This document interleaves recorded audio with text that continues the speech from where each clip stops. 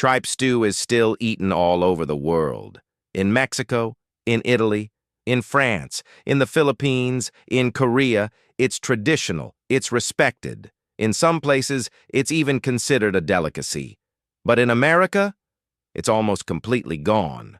Not because Americans don't know about it, not because it's hard to find tripe, but because nobody wants to deal with it anymore. So here's the question. Why does tripe stew feel like too much today, even though it used to be normal? What changed? Not the food, not the recipe, not even the availability. What changed is that we stopped needing to eat things that required tolerance. And once you don't have to tolerate something, you just don't. If this kind of shift interests you, hit subscribe. Because we're looking at foods that ask for something modern life doesn't require anymore. Let's start by clearing something up. Tripe wasn't always seen as a weird food, or ethnic food, or adventurous food. For a long time in America, tripe was just food.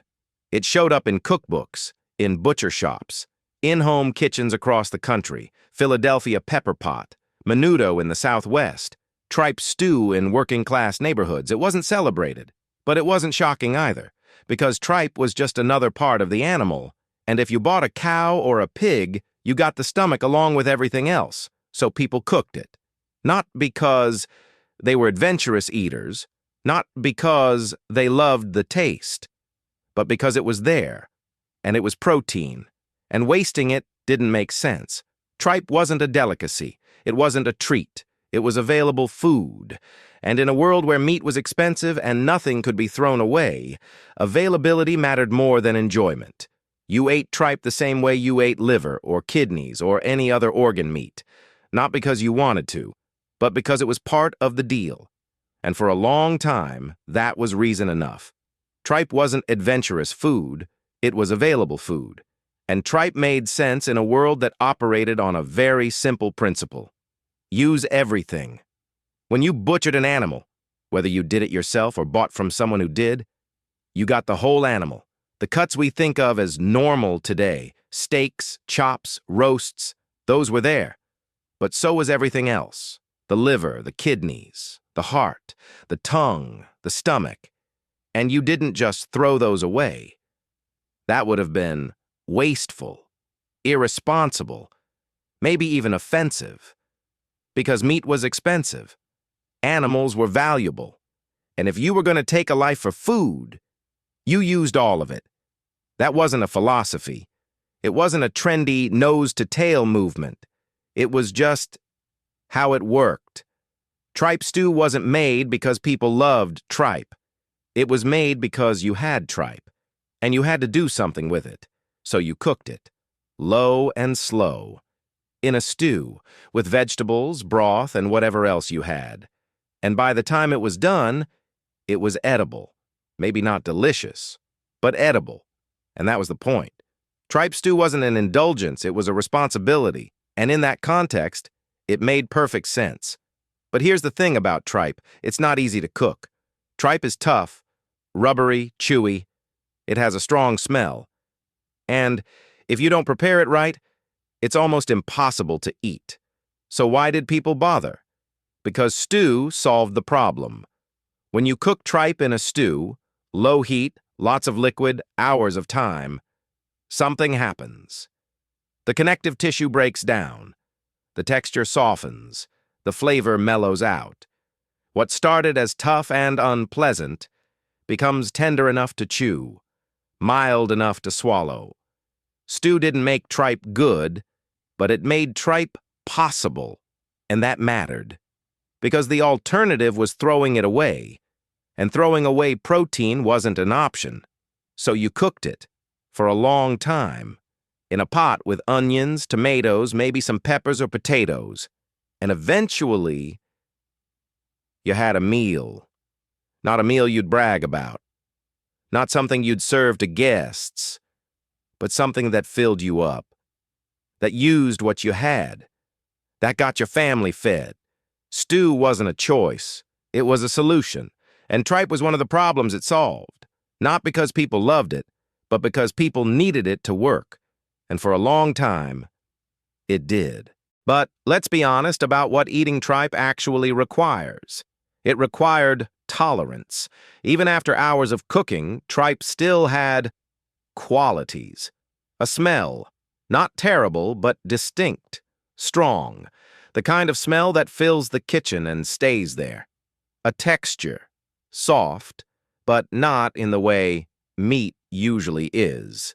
Slippery, a little spongy, different. And a taste that wasn't exactly appealing. Not bad, necessarily. Just not something you'd crave. You didn't eat tripe stew because you loved it. You ate it because it was dinner, because it was what you had, because not eating wasn't an option. And that was fine, because the standard back then wasn't, does this taste amazing? It was, can I eat this? And with tripe stew, you could. But it asked something of you. It asked you to sit with discomfort, to push past texture, to ignore smell, to finish your bowl even when it wasn't enjoyable. You didn't like tripe. You accepted it. And for a long time, that was just part of eating.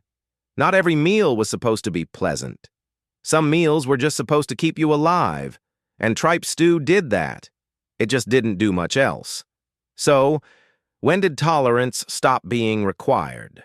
When meat became abundant. By the mid-20th century, the meat industry had changed completely. You could buy chicken for almost nothing, ground beef, pork chops, cuts that were tender, mild, and easy to cook.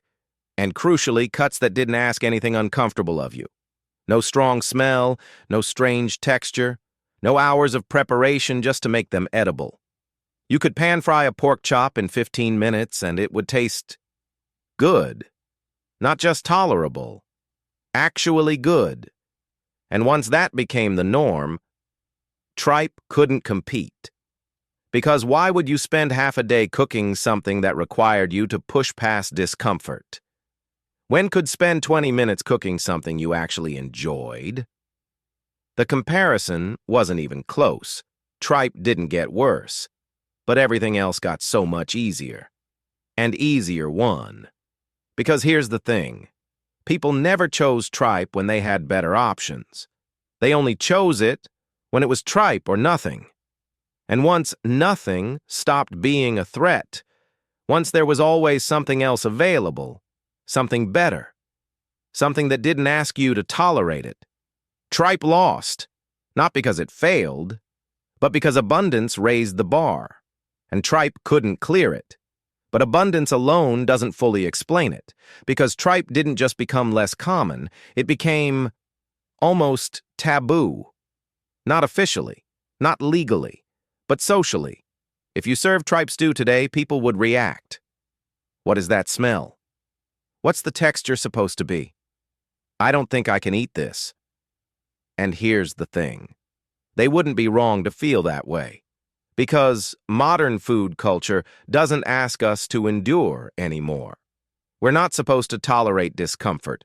We're supposed to enjoy every bite.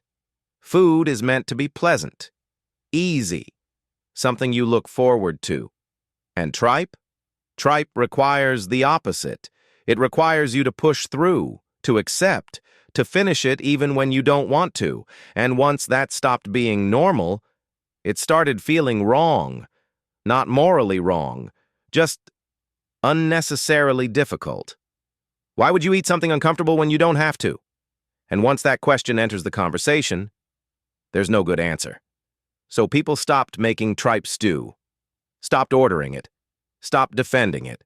Not because it was forbidden, but because discomfort became disqualifying. And modern food doesn't ask us to endure. It asks us to enjoy. And tripe never learned how to do that. So here's what really happened to tripe stew. It didn't fail. Expectations changed. Food used to be about survival, about using what you had, about getting through. And in that world, tripe made sense. It was protein.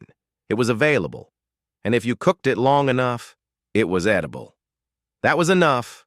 But now, Food isn't about survival anymore. It's about experience, about pleasure, about choice. We don't eat to get through. We eat to enjoy. And once that became the standard, Tripe couldn't keep up. Because Tripe was built for a different set of rules. Rules where discomfort was normal, where tolerance was expected, where good enough was actually good enough. But we don't live by those rules anymore. We expect food to be easy, to taste good, to make us happy. And Tripe doesn't do any of those things. Not because it got worse, but because we started asking different questions. Not, can I eat this? But do I want to?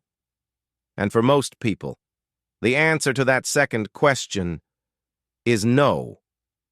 So Tripe didn't disappear because it was bad food. It disappeared because it was built for a world that no longer exists. Tripe stew disappeared the moment we stopped needing it. Not because it was unhealthy, not because it was dangerous, not because anyone told us to stop, but because we no longer had to tolerate things just to survive. And once tolerance became optional, we stopped tolerating. This is the same pattern we've seen with liver, with oxtail, with stew, with a rabbit.